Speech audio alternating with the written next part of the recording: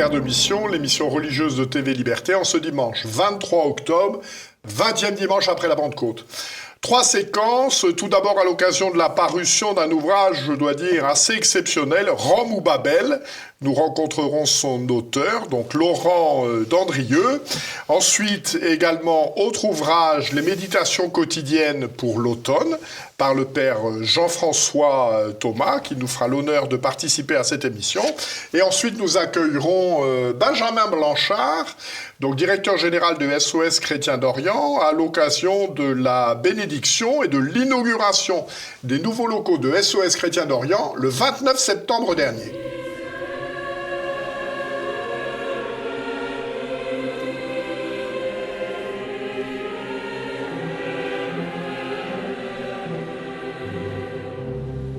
Bonjour Laurent Dandrieux. Bonjour Jean-Pierre Mojande.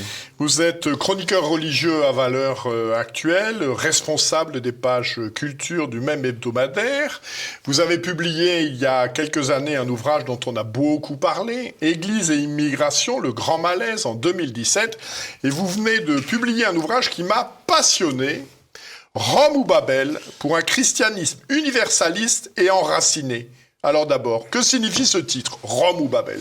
Alors Babel, évidemment, c'est l'épisode de la Genèse que vous connaissez. C'est l'humanité pas encore séparée en peuples différents, qui parle une seule langue et qui est unifiée, et qui tire de cette unité un orgueil qui la pousse à vouloir rivaliser avec Dieu en construisant la célèbre tour qui doit monter jusqu'aux cieux, transpercer les cieux, et donc qui déclenche la colère de Dieu et la dispersion des peuples, de l'humanité en peuples séparés.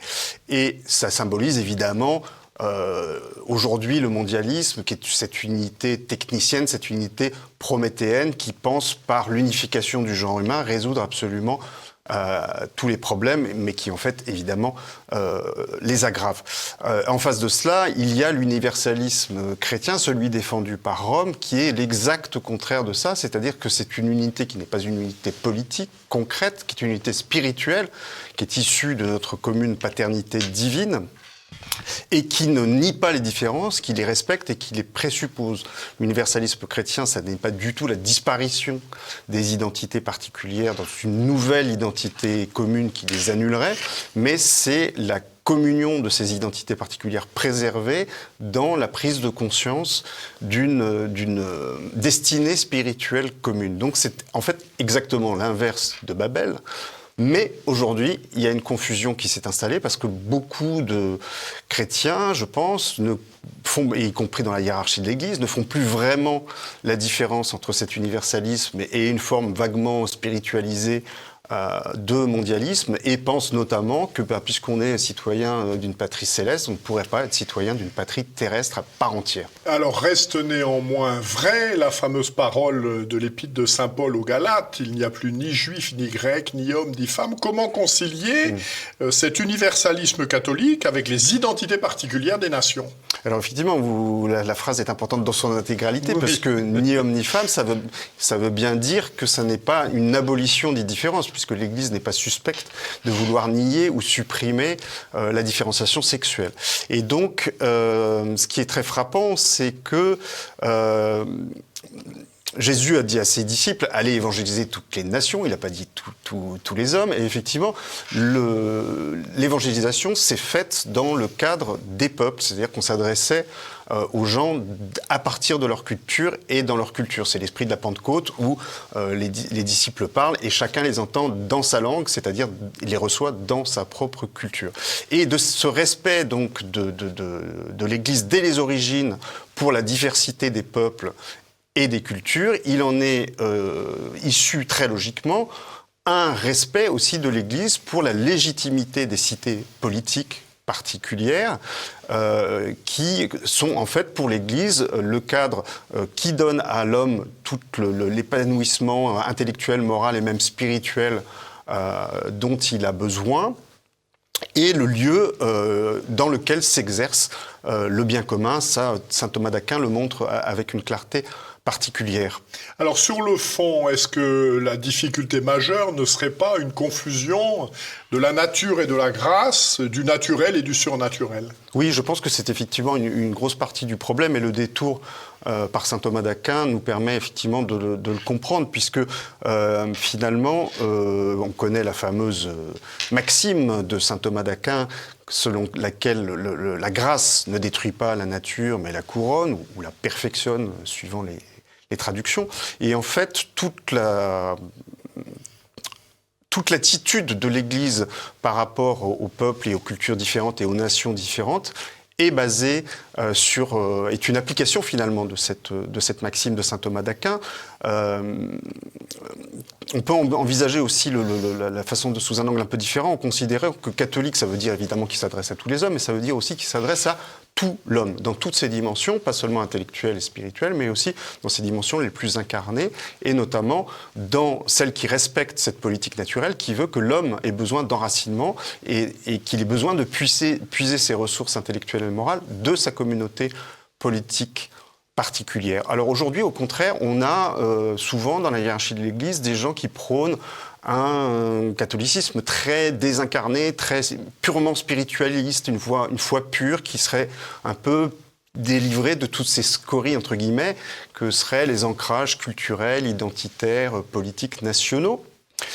Et ce qui est paradoxal, mais paradoxal seulement en apparence, c'est que cette approche surnaturaliste, qui est à mon avis totalement erronée, se marie très bien avec le fait qu'on a une approche beaucoup trop matérialiste de l'universalisme, qui devient un mondialisme et non plus une espérance surnaturelle, mais un travail concret pour unifier le genre humain en travaillant à détricoter les nations, les frontières et les identités. Et en fait, ça s'explique très bien parce que tout simplement, ce christianisme désincarné, désenraciné, eh bien, il est d'autant plus sujet aux modes et à courir après l'esprit du temps.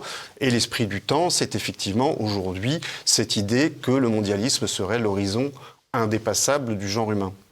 Au-delà des outrances du pape François sur le sujet, vous démontrez avec de nombreux textes à l'appui qu'en fait, cette aspiration à une forme de gouvernement mondial est relativement ancienne dans les enseignements pontificaux, d'une part, et d'autre part, vous montrez la tension qui semble exister, en particulier dans des déclarations du pape Jean-Paul II, avec à la fois l'exaltation des nations, en particulier sa patrie, la Pologne, mais aussi une aspiration à un gouvernement mondial. Tout ça fait un peu confus. Oui.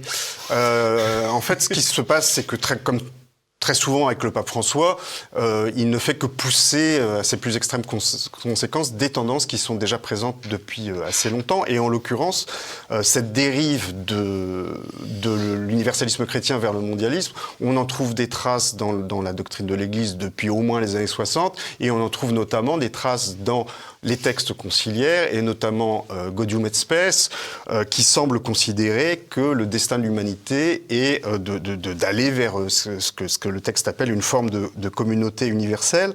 Et on trouve même cette phrase un peu plus loin, un peu inquiétante. Plus le monde s'unifie, nous dit Gaudium et Spes, et plus il est manifeste que les obligations de l'homme dépassent les groupes particuliers pour s'étendre peu à peu à l'univers entier, ce qui ne peut se faire que si les individus et les groupes cultivent en eux les valeurs morales et sociales et les répandent autour d'eux. Alors, avec le nécessaire secours de la grâce divine tout de même, surgiront des hommes vraiment nouveaux, artisans de l'humanité nouvelle. Et donc il y a cette idée qui, en quelque sorte, est peut-être aussi une résurgence d'une doctrine un peu hétérodoxe, aussi vieille que le XIIe siècle, qui est celle de Joachim de Flore, cette idée qu'on va rentrer, grâce à l'unification du genre humain, dans une ère nouvelle de l'humanité, ce qui est pas très rassurant, parce que ça ne me paraît pas une idée très chrétienne. Et effectivement, depuis, et notamment chez Jean-Paul II, le bon grain de la doctrine traditionnelle est mêlé à l'ivraie mondialiste, et il y a chez Jean-Paul II à la fois une très belle théologie des nations, et en même temps des accents parfois mondialistes, notamment sur les questions migratoires. Alors vous avez un très beau chapitre intitulé « Dieu choisit la France ». Notre pays a-t-il, selon vous, une vocation particulière dans le concert des nations ? Alors, non seulement notre pays, mais je suis persuadé que tous les pays ont une vocation particulière, comme le disait le futur Pie XII, qui disait que les peuples, comme les individus, ont leur vocation spirituelle. Et alors après, le concert des nations, c'est comme un orchestre. Vous avez le premier violon et vous avez le type au fond qui agite son triangle 2 fois pendant la symphonie, mais ça ne veut pas dire qu'il soit inutile non plus. Sa vocation est différente. Et en tout cas, la vocation de la France est tellement évidente et manifeste que donc ça lui a mérité ce fameux surnom de fille aînée de l'Église, qui n'est pas une vieillerie, hein, parce que tous les papes de l'époque moderne l'ont rappelé, que la France était la fille aînée de l'Église, et qui se manifeste de différentes façons. Il y a effectivement une sorte un lien très fort entre la France et la protection de l'indépendance pontificale, même s'il y a eu des ratés à certaines époques. Il y a un rôle éminent de la France dans à la fois la lutte contre l'islam et la protection des chrétiens en terre d'islam, et notamment des chrétiens d'Orient. Et puis il y a évidemment la part incroyable qu'ont pris les Français dans l'œuvre missionnaire, qui justifie entre autres choses que Jean-Paul II ait pu appeler la France l'éducatrice des peuples. Il y a aussi une autre dimension qui, je pense, est peut-être plus encore d'actualité. Paul VI, dans les années 60, rappelait cette formule médiévale selon laquelle la France est le four dans lequel se cuit le pain intellectuel de la chrétienté tout entière. Et c'est vrai que la France est souvent l'endroit où se produisent, d'ailleurs avec le plus de violence, les crises internes à l'Église, et c'est peut-être aussi le pays d'où naissent les solutions ou les esquisses de solutions. Donc ça, c'est peut-être une partie de notre vocation dans laquelle nous avons encore des choses à développer et à apporter à l'Église universelle.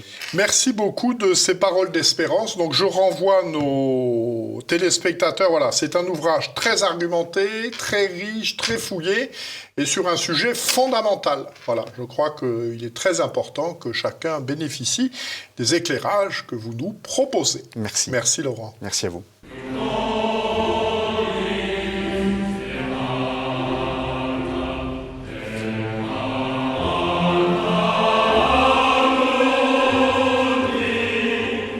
Bonjour mon père. Bonjour cher monsieur. Vous venez de publier aux éditions Via Romana des méditations quotidiennes pour l'automne. Donc il y aura 4 ouvrages pour chacune des 4 saisons. Alors qu'est-ce qui vous a incité à écrire ces méditations ? C'est l'exemple des anciens, les anciens du XVIIe et XVIIIe siècle, notamment dans la Compagnie de Jésus, mais pas uniquement, qui à l'époque ont beaucoup rédigé ce type de méditation quotidienne, et des méditations qui généralement ont eu un grand succès dans tous les milieux, que ce soit des milieux religieux ou bien des milieux de fidèles laïcs. Donc c'était pour renouer avec cette tradition, parce que cela s'est poursuivi jusqu'à la fin du XIXe siècle, mais le XXe siècle est très pauvre. Alors sans doute parce qu'à partir d'une certaine époque, on a considéré que la prière n'avait peut-être plus besoin de support, et qu'on était en relation directe avec Dieu, donc on pouvait utiliser ses propres mots et épancher son cœur. Quoi qu'il en soit, je trouve qu'il est utile, en tout cas en ce qui me concerne, je trouve très utile d'avoir un petit texte chaque jour pour aider à la méditation. Alors à quelle spiritualité se rattachent ces méditations ? Alors étant jésuite, bien évidemment, il y a un fond de spiritualité ignatienne, comme l'on dit, mais pas uniquement. Ce qui est de type ignatien, c'est plutôt, je dirais, la composition de lieux. Donc, essayer d'utiliser tous ses sens, de percevoir les choses, d'écouter les personnages, que ce soit des personnages évangéliques ou bien les saints. Donc ça, c'est la partie ignatienne. Et puis, j'utilise aussi, bien évidemment, l'école française de spiritualité, l'école du Carmel, les pères de l'Église, les pères du désert. Donc c'est très vaste comme panel. C'est ce qui correspondait un peu à mon inspiration du jour lorsque j'ai rédigé ces méditations. Alors vous avez cité de nombreux auteurs ecclésiastiques, mais quand on lit ces méditations, il y a également de nombreux auteurs profanes qui sont cités. Alors quels sont ceux qui ont nourri et alimenté votre réflexion parmi ces auteurs profanes ? En effet, j'aime bien mêler le profane avec le sacré, mais c'est un profane qui est toujours religieux. Donc là aussi, c'est en symbiose avec ce qu'ont pu faire les jésuites de la grande époque de la Compagnie, qui n'hésitaient pas à utiliser les auteurs latins et les auteurs grecs dans leurs écrits de type spirituel. En ce qui me concerne, il y a 4 grands écrivains qui reviennent constamment. C'est Paul Claudel, Charles Péguy, Léon Bloy et Georges Bernanos. Mais ce ne sont pas les seuls. J'aime aussi utiliser certains poètes comme Philippe Jacotet, qui n'est pas catholique, qui était protestant, mais qui a une fibre chrétienne très, très intense. Quoi qu'il en soit, en ce qui concerne ces méditations, je me suis attaché tout de même à utiliser des auteurs qui avaient une foi catholique très ancrée. Alors pas toujours avec le même style, mais qui eux-mêmes ont eu une vie spirituelle intense, une vie intérieure intense. Alors à qui s'adressent ces méditations? Y a-t-il des prérequis? Aucun prérequis. Ce sont des méditations qui s'adressent à tous. Donc, comme les méditations qui pouvaient être écrites, par exemple, par le père Bourse au XVIIe siècle, le grand grammairien Bourse qui a forgé notre langue française en grande partie, mais qui écrivait aussi ce type de manuel, des méditations pour un mois, ou des méditations sur l'année, ou des méditations sur la passion de notre Seigneur Jésus-Christ. C'était des livres qui étaient écrits en français, et j'espère avoir écrit également dans un français correct. Et donc, vraiment abordable par tous, pas simplement, là encore, un public de moines, de contemplatifs ou de religieux, mais des fidèles laïcs. Et puis, le modèle d'une petite méditation chaque jour permet à chacun d'avoir ça dans sa poche et de le prendre même dans les transports en commun. Voilà, c'est d'un format facile, et puis en plus, pour chaque journée, ça fait 2-3 pages. Voilà. Donc c'est pas trop long, on peut rester un quart d'heure, 20 minutes sur le sujet, c'est parfait. Alors aujourd'hui, quand on parle de méditation, on parle de vie spirituelle.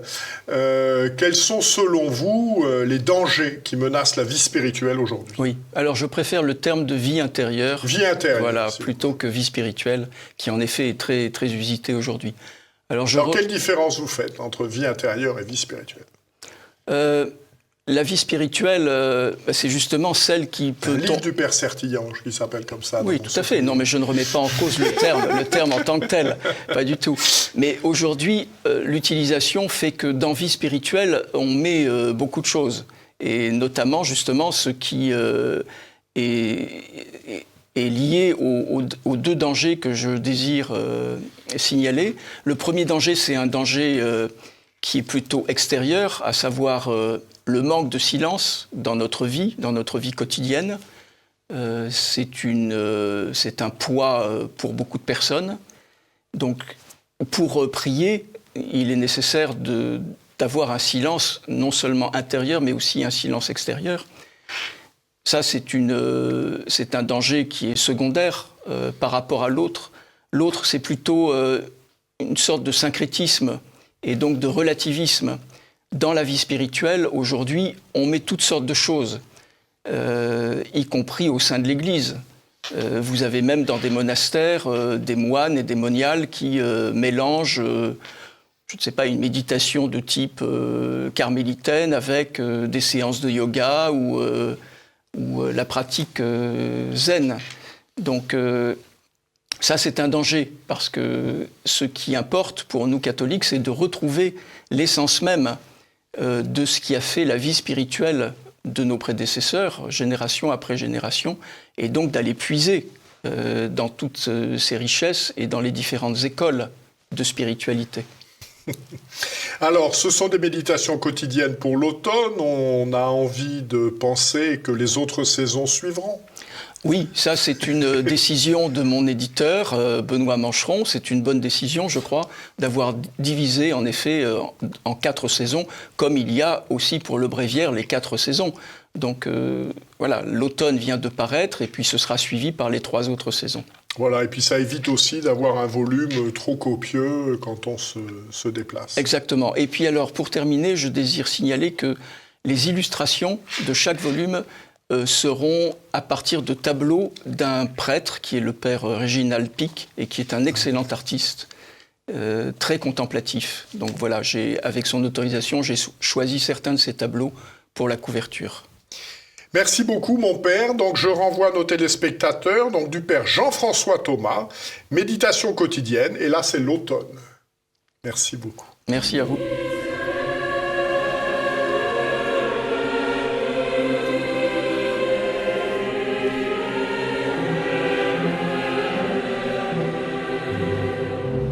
Bonjour Benjamin Blanchard. Bonjour Jean-Pierre Mogendre. Vous êtes directeur général de SOS Chrétiens d'Orient et vous avez organisé la bénédiction de vos nouveaux locaux à Boulogne-Billancourt le 29 septembre dernier en la fête de Saint-Michel. Bénédiction de l'oratoire Saint-Michel et Saint-Georges. Alors pourquoi ce patronage ?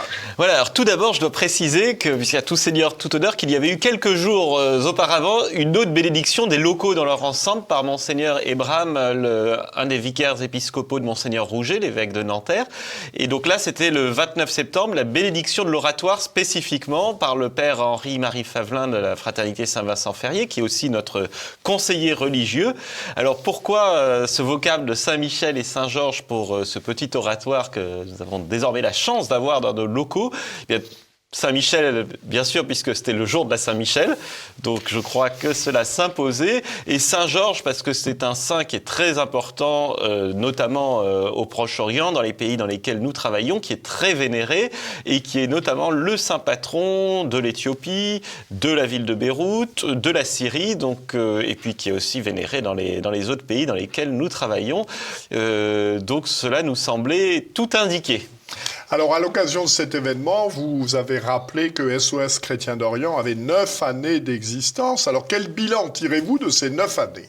Eh bien, déjà, un grand merci à tous les bienfaiteurs et tous les volontaires qui nous ont permis d'accomplir tant de choses pendant ces 9 années. Grande reconnaissance pour toutes les équipes et pour tous ceux qui nous suivent depuis ces 9 années.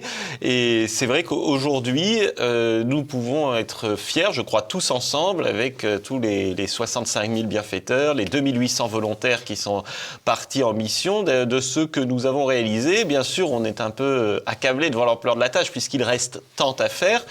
Mais c'est vrai que nous sommes très heureux de voir que nous travaillons désormais dans de nombreux pays. Donc, si je les donne dans l'ordre dans lesquels nous avons commencé à travailler, donc la Syrie, l'Irak, le Liban, la Jordanie, l'Égypte, l'Arménie, le Pakistan et l'Éthiopie, sachant que dans tous ces pays, sauf le Pakistan, nous avons des équipes permanentes désormais, puisque il y a quelques semaines seulement, un nouveau chef de mission est parti s'installer en Éthiopie et nous espérons y accueillir bientôt, dans quelques mois, des volontaires lorsque tout sera prêt. Alors, quelles sont aujourd'hui vos actions prioritaires ? Alors bien sûr, nous avons toujours à cœur les pays dans lesquels nous avons commencé, donc Syrie, Irak, Liban, qui sont toujours dans de grandes difficultés pour des raisons un peu différentes. L'Irak qui est en proie à une instabilité chronique, avec toujours une absence de gouvernement, des émeutes à répétition, toujours l'Iran tiraillé entre les États-Unis, l'Irak tiraillé entre les États-Unis et l'Iran, et puis certains qui veulent s'aligner ni sur les uns ni sur les autres, et les chrétiens, les pauvres chrétiens qui sont si peu nombreux désormais, qui se retrouvent tout seuls au milieu de cette instabilité, de ce chaos.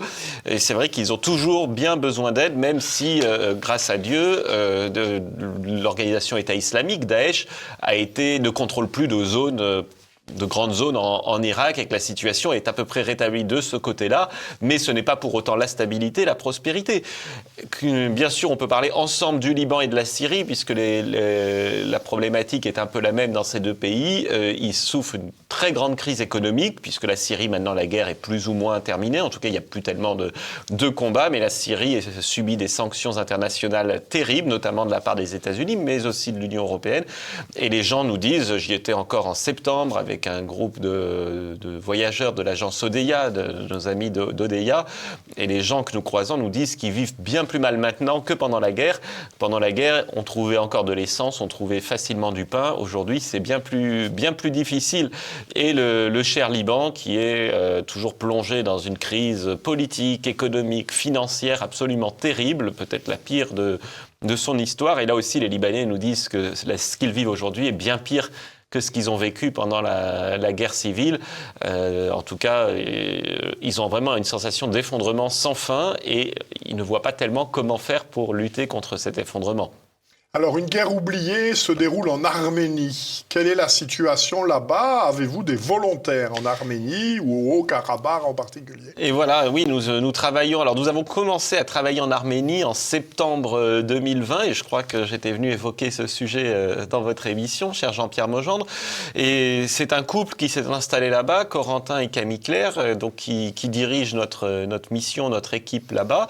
Alors, c'était prévu avant la guerre et puis hélas, à peu près au moment où ils arrivaient, l'Azerbaïdjan a attaqué le Haut-Karabakh. Et donc, on a un peu réorienté notre aide. Et depuis ce moment-là, nous travaillons sans discontinuer, donc avec nos équipes de volontaires, donc internationaux, français principalement, mais aussi des Arméniens. Et donc, nous travaillons un peu dans toute l'Arménie, au sud, donc si vous voyez une carte de l'Arménie, c'est un peu à la frontière de l'Azerbaïdjan, au centre près d'Yerevan, et puis au nord-ouest à Gyumri, cette ville qui avait subi un tremblement de terre à la fin des années 1980 et qui peine toujours à s'en remettre, hélas.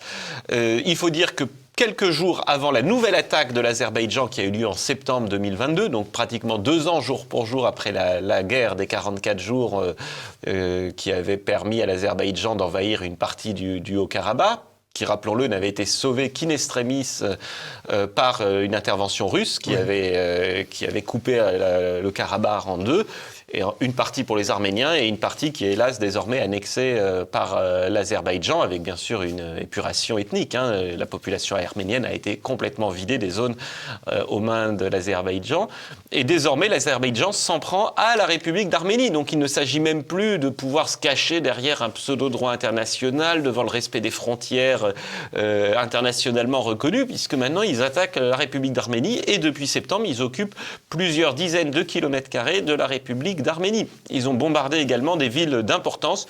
Toutes les grandes villes du sud, comme Kapan, comme Goris, comme Vardenis, ont été bombardées. Et il faut dire que nous avions eu du nez. Je ne crois pas que ce soit de la chance, mais nous guettons en permanence toutes les informations pour garantir la meilleure sécurité à nos volontaires et à nos équipes. Et quelques jours avant l'attaque de l'Azerbaïdjan, les bombardements de l'Azerbaïdjan sur ces régions, nous avions évacué tous nos volontaires qui étaient dans ces régions et les avions rapatriés à Yerevan. Donc ils étaient en sûreté lorsque ça a commencé. Mais cela ne nous empêche pas de travailler dans ces régions. Alors là, ce ne sont pas avec des volontaires, mais avec le chef de mission et les Arméniens qui viennent nous aider, où nous avons aidé de nombreuses familles qui ont vu leur logement détruit par ces bombardements. Et là, nous sommes toujours à disposition des municipalités, des familles, pour leur venir en aide dès que ça commence à se corser. Et puis le Haut-Karabakh, alors là, nous n'avons pas de volontaires parce que c'est trop dangereux et trop compliqué d'accès. Vous savez, c'est une route qui est contrôlée par les Russes et l'Azerbaïdjan, donc c'est très compliqué d'y aller. Mais nous y rendons, surtout avec nos équipes arméniennes, et nous continuons de reconstruire des écoles, des villages qui ont été détruits ou endommagés pendant la guerre de 2020. Et notamment, nous avions consacré notre dîner annuel de charité l'an dernier à la reconstruction de la maison culturelle et spirituelle, c'est comme un centre paroissial de Vardenis, donc au nord du Haut-Karabakh. Et alors les travaux sont bien en cours avec Monseigneur Abrahamian, le métropolite du Haut-Karabakh, pour l'église arménienne. Alors quels sont vos projets pour les mois, voire les années qui viennent, des projets un peu majeurs? Alors il y a plusieurs, je vais essayer de me concentrer avec un grand projet par pays. Alors tout d'abord en Irak, nous avons toujours un projet qui est commencé depuis 2 ou 3 ans, je ne sais plus, avec Monseigneur Najib, l'archevêque chaldéen de Mossoul et Accra, qui est la reconstruction à Mossoul d'une église, d'une école. En fait, c'est tout un complexe autour de l'église, donc l'église, l'école, quelques commerces, quelques maisons et le centre paroissial. Ça, c'est un projet à plus d'1 million d'euros qui est en cours. Donc la phase de destruction, de déblayage est terminée. Là, nous sommes sur les fondations. Je crois que nous avons terminé les fondations de l'église et nous allons passer à l'étape suivante. Ensuite, en Arménie, il y a toujours en cours un projet, là aussi au long cours, de fourniture d'un scanner pour le centre cardiovasculaire franco-arménien de Goris, au sud du pays. Ça sera le seul pour tout le sud du pays et le Haut-Karabakh, donc ça permettra à plusieurs centaines de milliers d'habitants de se faire soigner pour les problèmes de cœur rapidement, sans être obligé d'aller jusqu'à Yerevan, et il sera aussi bien plus moderne que celui de Yerevan, donc ça servira vraiment pour tout le pays. Pour l'instant, il est arrivé en Arménie, mais nous attendons un peu avant de l'installer à Goris, étant donné ce qui se passe et les bombardements. C'est aussi un projet autour de 500 000 €, donc un projet d'importance. Et puis en Égypte, nous avons également un très beau projet qui me tient tout particulièrement à cœur. C'est dans le village de Der Rifa, au sud du pays, en Haute-Égypte, près de Minya, la grande ville de Minya.